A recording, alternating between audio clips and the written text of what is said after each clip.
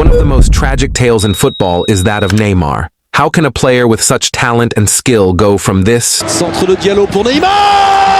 Neymar steadies himself, will take a deflection! This time it's Neymar! Neymar! Wow! Neymar! Gorgeous! Just gorgeous! The boy is a superstar. to this? Neymar could have been the third best player of all time if he had actually been able to commit to that work ethic. He has been, in some ways, his own worst enemy. Was he simply unlucky with injuries? Or did he play a part in his own downfall? And eventually this.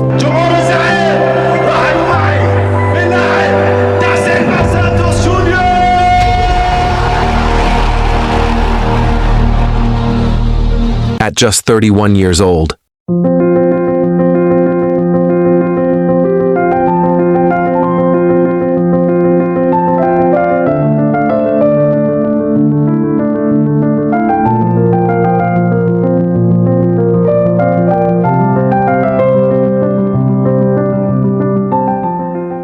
The year is 2010. We live in the era of Ronaldo and Messi, witnessing two of the greatest footballers at the peak of their powers go head-to-head, redefining the standard of what a world-class forward is. We thought no player would ever come close to that level of footballing genius. That is, until a young kid, thousands of miles away from the European spotlight, started making noise, with his name echoing in the shadows. Neymar da Silva Santos Jr., a name you only needed to hear once to know that this guy was destined for greatness. Or at least, that's what we thought. At just 18, Neymar was the poster boy of Brazilian football, treated as a god before anyone even knew what he was truly capable of, before he even turned 18. Imagine that, lauded as the next Pelé and expected to drag the nation back to their former glory days. Brazil, a footballing nation obsessed with one thing and one thing only, winning the World Cup. Neymar, from a young age, was expected to bring that success and pride back to the Brazilian people. But this is not something you tell an 18-year-old boy. That pressure alone is a lot to handle, because at that age, he was just having fun on the pitch, dribbling, entertaining, scoring, and being himself. Starting out at Santos, just like Pelé, he mesmerized everyone with his dribbling, flashiness, and how effortlessly calm and composed he looked while doing it. He was scoring and getting nominations in the Ballon d'Or voting and winning the Puskás Award. By 2012, he was, without a doubt, the most talked about player in the world outside of Messi and Ronaldo. In 2013, he finally made the long-awaited move to Europe.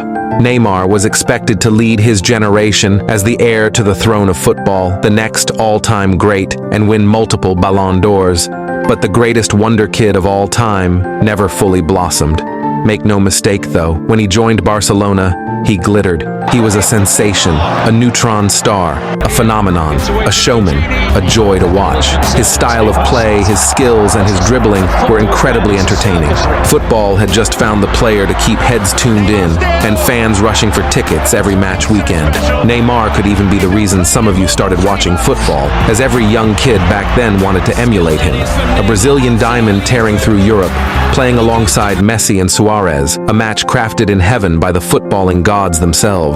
Neymar was absolutely phenomenal during the MSN era of Barcelona as they dominated football. He would end up on the 2015 Ballon d'Or shortlist, much to the surprise of no one, of course, just behind Messi and Ronaldo. Many already knew he wasn't going to win, but it was proof that he was more than just the hype people believed him to be just a couple of years before.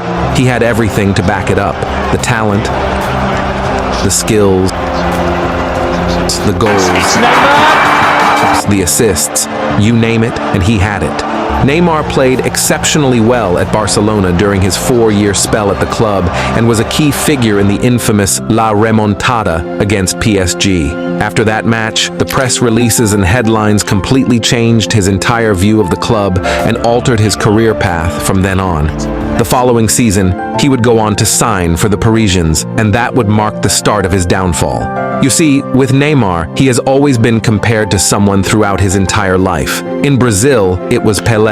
For his skills and flair, it was Ronaldinho. For his dribbling, efficiency, and performance, it was Messi. There's always been someone, and he's always been the second to that other guy who came before him and is considered better. This created an almost unattainable standard, which must have affected his confidence and approach to the game, as these comparisons have followed him throughout his entire career.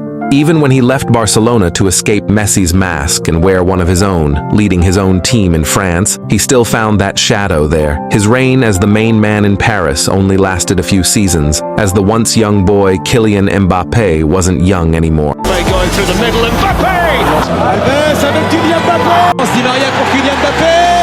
Peut-être Mbappé, contrôle de Kylian Mbappé. Mbappé rose to the occasion, especially when the team needed a star, and thrived, all while Neymar was at home, nursing his injuries and cheering him on. With Brazil, he was expected to be the next Pelé, the next great like those before him, to lead the country to World Cup victory. But that hasn't gone as planned. The nation has witnessed exit after exit after exit, despite being favorites to win each tournament. You see, no one is blaming him for that. It takes a lot to lead a country to such victories, but the team also has to be good. For instance, look at the teams Pelé played with in 1958, 1962, and 1970. He had the likes of Vava, Garrincha, Zagallo, Amarildo, Zido, Didi, Jairzinho, and Gerson, all of whom were able to step up and fight for the team when he couldn't. Ronaldo Fenomeno had the likes of Romario, Ronaldinho, Dunga, Rivaldo, Cafu, Bebeto, Roberto Carlos, and Kaká, who were also capable of carrying the team on their own. The pressure to win wasn't solely on one player because they were all good. Neymar, on the other hand, look at the team he had in the 2014 World Cup, the likes of Fred, Hulk, Paulinho, Gustavo, Oscar, and Luis. In 2018, he had Arthur, Fagner, Miranda, Willian, and again, Paulinho on his teams. The teams were average compared to the former World Cup winning teams of Brazil. Even at the 2022 World Cup, where the team was fairly good compared to the rest of the tournament, they still weren't performing at their best. The defense did an awful job maintaining the 1-0 lead that Neymar had given them against Croatia in the quarterfinals, then later succumbed to the pressure in the penalty shootout. In 2014, they faced a disciplined German side that was much better and more structured. Even if Neymar had played and wasn't injured, I doubt the result would have been much different. The Germans would still have won that tie. The same could be said for Messi before he won anything with his national team. He didn't have that core of players willing to give it their very best until the end. We saw this change in the 2022 World Cup with the likes of Enzo Fernandez, De Paul, Julian Alvarez, Di Maria, Otamendi, and others, and again, most recently, in the 2024 Copa America. Those guys put in their very best, especially in the World Cup, to see Messi win. Most of them weren't even that great, but they transitioned from average to world class for those 7 games in Qatar. At Barcelona, the tactics, the style, the entire play was completely directed toward and evolved around Messi. But at PSG, Neymar had the complete freedom to be whatever he wanted. The entire team was centered around him and at his disposal. However, at PSG, the atmosphere was different. It was all about individuality. A bunch of luxury players, all good on paper, but they didn't really play as a team with the same work ethic and mindset to fight together and win, especially in big games. Neymar didn't sync as well with his teammates as he did at Barcelona with Messi and Suarez. He didn't develop that telepathic communication on the pitch at the Parc des Princes like he did at the Camp Nou. It was mainly a clash of egos, like when he and Cavani fought over a penalty during a match against Lyon in League One. Neymar, being the star boy, wanted to take the penalty since he hadn't scored, and the club moved to his whims and danced to his tunes. Meanwhile, Cavani was the main man at the club before Neymar set foot there. He was their top scorer, for goodness sake, and their main marksman. He felt the need to assert dominance, shining light on the dynamics in the squad and the challenges in managing a team with multiple high-profile players. The same thing happened again between him and Mbappé against Montpellier. Neymar is also the kind of player who lacks the mental toughness required to deal with adversity and lead a team, particularly in difficult matches or under intense pressure. He's been more of a vibes player, a cool guy. The only time I can say I saw him perform with that hunger, that zeal, that devotion to dominate and win was in the 2019-20 UCL campaign, which he unfortunately lost, but still showed greatness on the pitch. Another of Neymar's problems was his injuries. When he was well and fit, his stats were really good because he had that clinical edge, the shooting, the finishing, the passing.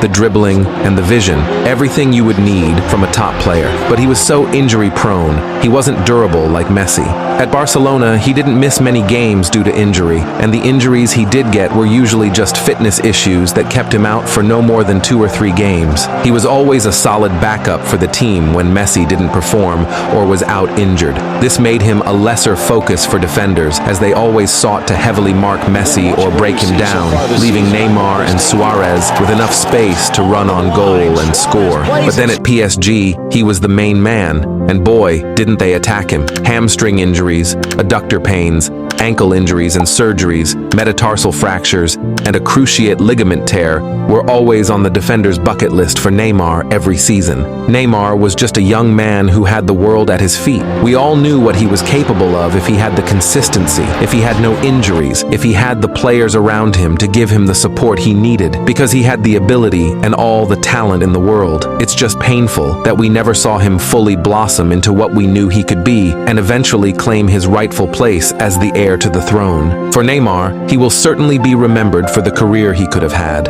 not the one he did.